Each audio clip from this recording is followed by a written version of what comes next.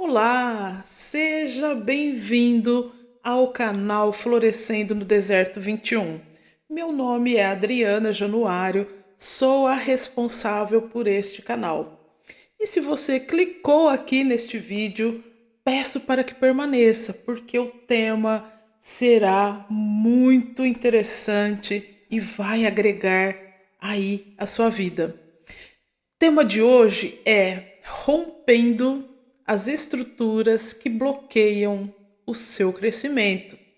Você está querendo crescer? Então fique até o final deste vídeo. Eu amo a natureza, vejo que a natureza é uma fonte de sabedoria e uso a natureza como uma fonte de inspiração para trazer aqui algumas reflexões. E no dia de hoje, esse tema, rompendo as estruturas que bloqueiam o seu crescimento, foi inspirado em uma árvore. Foi inspirado nas árvores de cerejeiras. Você já viu a floração das cerejeiras? Olha que espetáculo! No Japão, existe até um festival das cerejeiras. Durante a sua floração, eles são estimulados a caminharem pelas cerejeiras para observarem e contemplarem a beleza das suas flores. E realmente é uma visão extraordinária. Aqui no Brasil, a cerejeira não é uma árvore nativa, embora existam algumas cidades que plantaram essas árvores, ela não é nativa. E nós praticamente comemos do fruto da cerejeira nas festividades no final do ano. E é comum aí durante o Natal, durante o Réveillon, nós termos durante a ceia a presença dessas frutas. E foi a partir disto que eu tive a curiosidade de tentar fazer mudas de cerejeira. Primeiro pelo fruto, apesar do Brasil ser muito quente, né? Mas como as árvores apresentam aí uma floração belíssima, eu me senti desafiada a tentar fazer mudas de cerejeira. E o que eu fiz? Peguei, comi o fruto, né? Na verdade, alguns frutos, removi o caroço e eu achava que esse já era semente, né? E fui lá, plantei, né, em um vaso alguns caroços, esperei e fiquei naquela expectativa de germinar e ter ali as mudas. E para minha decepção, elas não germinaram. Então eu fui estudar um pouquinho mais, né? Falei, mas por que não germinou? E eu descobri que o que eu tinha plantado não eram as sementes. Olha na imagem a seguir. Eu plantei um caroço e no interior do caroço, sim, estão as sementes. Então, era necessário quebrar a estrutura externa que envolvia as sementes para que as sementes fossem plantadas. E assim o fiz, com a ajuda de um alicate. Quebrei essa estrutura rígida e olha como ela é grossa. Observa como ela é grossa. E até difícil de quebrar. E aí, quebrando essa estrutura externa, as sementes estavam liberadas, permitidas a passarem pelo processo de germinação. E descobri que, além de romper com essa estrutura, era necessário criar as condições adequadas, porque a quebra da dormência das sementes de cerejeira precisam de uma temperatura baixa. Então, foi necessário colocar essas sementes dentro da geladeira. Então, aqui à esquerda você vê um pote de plástico, onde eu tinha colocado papel toalha umedecido, coloquei as sementes, borrifei com canela para inibir o crescimento de fungos. E olha, foi necessário esperar 4 meses para que as sementes começassem o processo de germinação.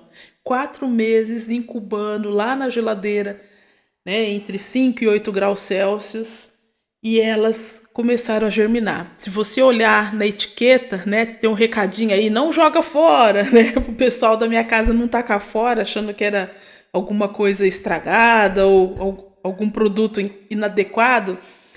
E a data foi de 7 de janeiro de 2024, o dia que eu comecei a colocar essas sementes para germinarem. E depois de 4 meses, olha o resultado, né? As raízes já em processo de crescimento e agora elas estão sendo plantadas na terra.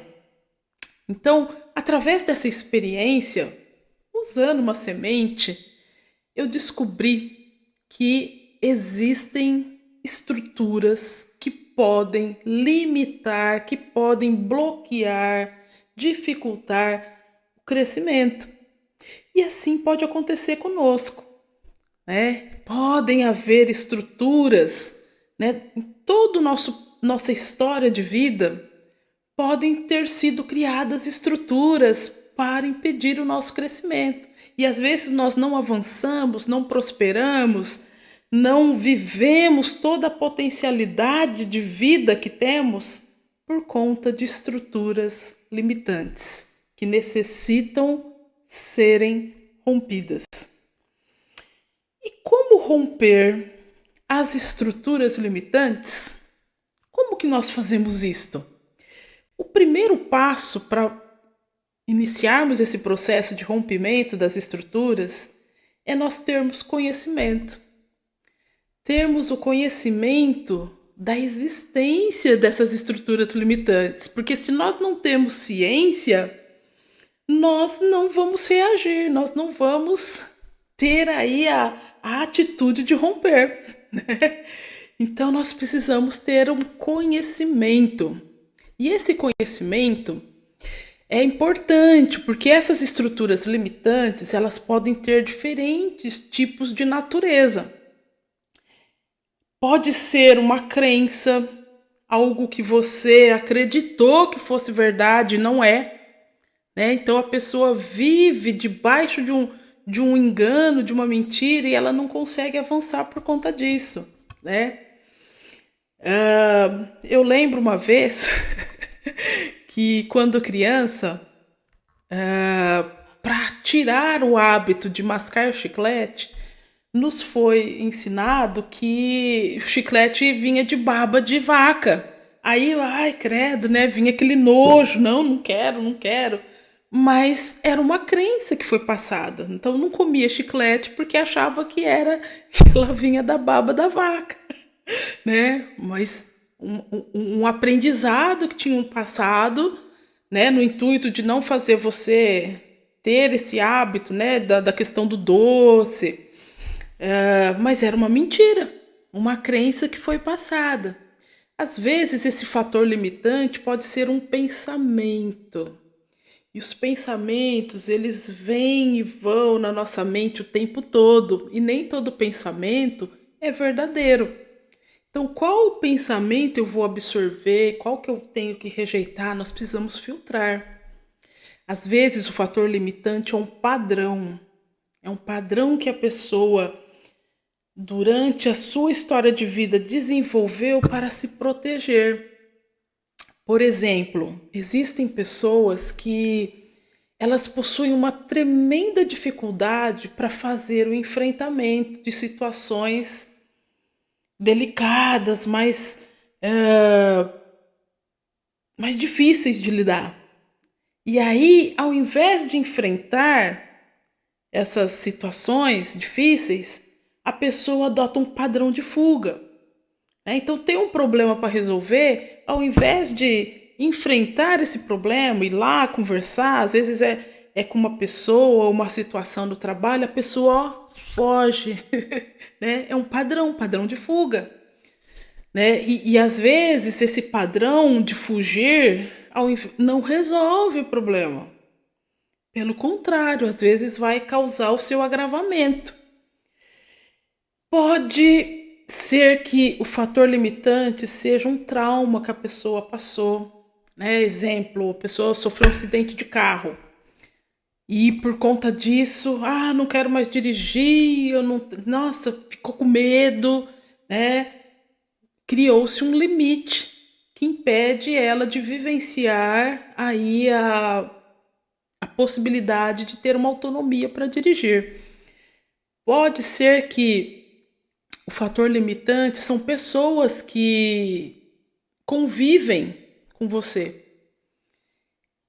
E esse relacionamento, ele bloqueia, ele impede que você avance, né? São pessoas tóxicas, pessoas que te cercam, né? Colocam limites para você e você não avança.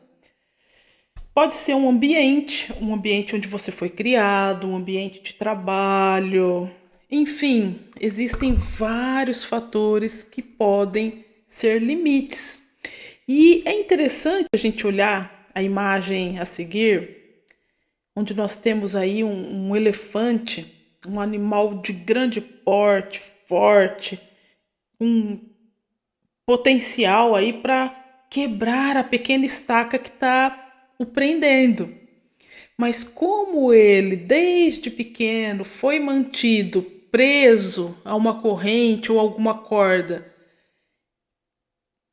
preso a uma estaca frágil, inclusive, ele passa a absorver aquilo como verdade. E aquela pequena estaca se torna um limite. Embora ele tenha grande porte, embora ele tenha força, ele fica preso a uma estaca pequena. E assim acontece, porque os fatores limitantes às vezes são fatores mentais, foram construídos e eles inibem o crescimento. Então é necessário reconhecer quais são esses fatores limitantes para que eles sejam rompidos. Eu não sei quais são os fatores que te limitam. Eu tenho que saber dos meus. Lido com os meus, rompo com os meus e quero crescer. Eu não quero que eles me retenham o meu crescimento. Eu não sei quais são os seus. Você precisa descobrir. Você precisa fazer um exercício de reflexão com a ajuda de Deus para você identificar quais são os fatores que te limitam. E isso é possível através do conhecimento, o autoconhecimento. E eu preciso conhecer qual é a minha identidade em Deus. Qual é o propósito da minha vida? E esse conhecimento, ele é um processo. Ele é um processo que envolve um comprometimento seu. Porque é algo muito específico, é muito pessoal. Para a gente descobrir a nossa identidade, os nossos propósitos de vida, nós precisamos acessar o que eu chamo de plano original de Deus a seu respeito. E quero chamar a atenção de você para esse texto que está em Salmo 139, versículos 15 e 16. Ele está na versão chamada TPT, a versão chamada Paixão. E ele diz o seguinte: você, e esse você está se referindo a Deus, por isso que eu escrevi em branco a palavra Deus. Você viu quem você me criou para ser. Então, Deus, ele viu quem você é para ser. Ele sabe do plano. Antes de eu me tornar antes de eu ver a luz do dia, o número de dias que você planejou para mim já estava registrado no seu livro. Então, existe um livro onde a sua vida está registrada. E esse livro, ele pertence a Deus. É lá que está o plano. Se você quer descobrir qual é o plano da sua vida, você vai ter que descobrir a sua identidade. A sua identidade em Deus, o plano original. Mas como eu faço isso? Como eu disse, não é um processo instantâneo, mas existe um investimento da sua pessoa em buscar, em conhecer qual é o propósito, qual é a sua identidade. E o rei Salomão, o rei mais sábio que já existiu, ele te dá um conselho. E eu quero ler esse conselho com você. Para você acessar o plano que Deus tem a seu respeito, ele te dá o seguinte conselho, isso está em Provérbios 19:8. Faça um favor a si mesmo e ame a sabedoria. Vou repetir essa frase, que ela é importante. Faça um favor a você mesmo. Então, eu tenho que fazer um favor a mim mesmo e você tem que fazer um favor para você mesmo. Ame a sabedoria. Quem é a sabedoria? Deus é a sabedoria. Então, quando você ama a Deus, olha o que vai acontecer.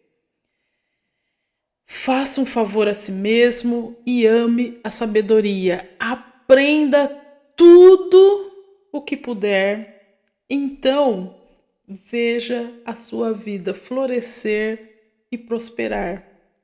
Então, quando eu amo a Deus, eu aprendo tudo que eu puder aprender com Ele. Ele vai revelar o plano original para mim. Então eu vou florescer e eu vou prosperar. Parece simples. a regra é simples, mas exige um investimento meu e seu de amar a Deus. E amar a Deus é o primeiro mandamento que Deus estabeleceu. Amarás ao Senhor teu Deus de todo o teu coração, de toda a tua força, com todo o teu entendimento. E Provérbios 8:12 fala: eu sou a sabedoria. Eu, aqui Deus falando, eu sou a sabedoria. Tenho compreensão, tenho conhecimento e juízo. Então é nele que nós precisamos conhecer. É nele que nós devemos buscar o conhecimento de quem nós somos. Continuando, essa figura aqui eu achei maravilhosa, né? São duas cabeças, né? Eu identifiquei como Deus e a outra eu. E olha o que o versículo de 1 Coríntios 6:17 estabelece. Mas aquele que se une ao Senhor se torna um espírito com Ele. Uau! Quando nós nos unimos a Deus, quando nós temos comunhão com Deus, nós nos tornamos um com Ele.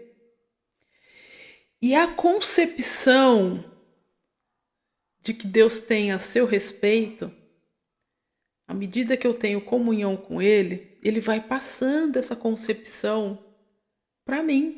Eu vou tendo a revelação, eu vou tendo compreensão, eu vou tendo entendimento e eu vou vivendo aquilo que Deus preparou para mim. O mesmo deve acontecer com você. E a palavra Deus, no meio da palavra Deus, está escrito que, olha embaixo, eu. Então, quando eu me fundo, quando eu me uno com Ele, a concepção dele passa a ser a minha concepção. E aí faz todo sentido a oração do Pai Nosso. Seja feita a tua vontade aqui na terra, em mim, assim como ela é feita nos céus. Ou seja, a concepção que Deus tem ao meu respeito, ela vai vir sobre mim e eu vou vivenciar essa concepção. Isto é maravilhoso. Isso é maravilhoso entender, compreender essa riqueza. Mas como que eu vivencio isto? Como que eu vou conhecer a minha identidade em Cristo para eu poder vivenciá-lo? Isso é um processo. É um processo baseado num relacionamento profundo com Deus. Deus não é uma teoria, Deus não é uma fumacinha, Deus é uma pessoa que eu preciso me relacionar. E isso é um processo diário, eu preciso ter tempo, eu preciso ter dedicação, eu preciso ouvir, eu preciso falar. Muitas vezes nós só queremos falar com Deus, né? E fala, pede, pede, pede, pede, tem uma lista de pedidos, mas muitas vezes nós não damos tempo para ouvir a voz dele, que é fundamental. Então, quando eu me uno com Cristo, eu me torno uma pessoa com Ele. Ele vai ajustando, Ele vai pontuando. Olha, você precisa ajustar isso, ajusta aquilo, investe nisso, melhora tal área. E isso vai gerando um processo de crescimento. Assim como a semente foi germinando, a sua raiz foi crescendo, o mesmo vai acontecer conosco. À medida que nós nos fundimos a Ele, damos espaço para ouvir, ganhamos conhecimento, compreensão, revelação, nós vamos crescendo. É um processo em construção, um processo diário. E olha que riqueza esse texto. E eu quero te incentivar a trabalhar isso na sua vida, de se unir, de conhecer a concepção que Deus tem a seu respeito, de descobrir qual é a sua identidade nele. Porque olha o resultado. Provérbios capítulo 2, 7 a 9. Ele, Deus, se torna seu guarda-costas pessoal enquanto você segue seus caminhos, protegendo e guardando você, enquanto você escolhe o que é certo.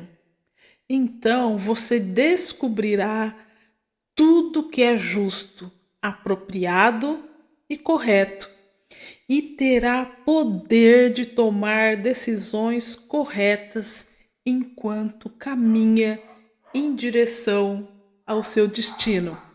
Não é maravilhoso isso? Quando nós temos a concepção e a identidade de quem nós somos em Deus, ele se torna o nosso guarda-costas. E à medida que nós vamos caminhando, ele vai nos ensinando a escolher tudo o que é justo, tudo o que é apropriado, tudo o que é correto, e nós vamos caminhando em direção ao nosso destino, ao destino que ele estabeleceu. E quando nós nos relacionamos profundamente com Deus num processo diário, lembra? A semente da cerejeira demorou 4 meses para começar a germinar. Então, nós devemos investir no nosso relacionamento com Deus de forma contínua, para que Ele possa nos mostrar, para que Ele possa nos ampliar e nos dar a visão, porque à medida que a nossa visão é aberta para a identidade de quem nós somos em Deus, nós vamos ter visão das barreiras e dos limites. Ninguém consegue quebrar os fatores limitantes sem vê-los. e nós só conseguiremos ver quais são os reais limites à medida que nós nos aprofundamos em conhecer e prosseguir em conhecer ao Senhor, a nossa identidade, quais são os projetos, quais são os propósitos que Deus tem para nós. Aí sim, nós vamos ativar a nossa visão, reconhecer os limites para poder rompê-los. Eu vou terminando por aqui, não quero me estender, mas já quero deixar a você o convite para que você continue conosco na parte 2, rompendo as estruturas que bloqueiam o seu crescimento, parte 2.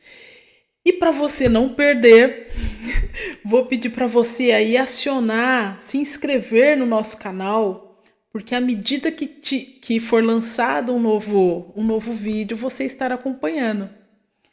E ó, eu vou te dizer, tem muita coisa boa vindo. Quero te incentivar a fazer uma reflexão, uma análise de como está o seu relacionamento com Deus.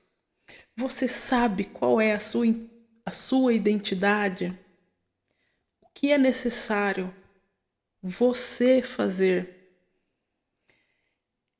Invista em amar a sabedoria, para que você possa ter revelação, conhecimento, compreensão, discernimento, sabedoria, para identificar qual é a sua identidade. Fica isso aí como tarefa e te aguardo no próximo vídeo, que vai ser a parte 2. Também quero deixar um outro convite para você. Se você ainda não nos segue no perfil Florescendo no Deserto 21 no Instagram, também você é convidada a nos seguir lá, tá? Então no Instagram às vezes a gente faz uma mensagem mais curta e aqui no YouTube algo mais profundo, mais denso. Agradeço a você que nos assistiu até aqui. Se você puder, por favor, deixa seu like, que isso nos ajuda. Compartilhe com alguém e nos vemos no próximo vídeo. Um beijão, até mais, tchau, tchau.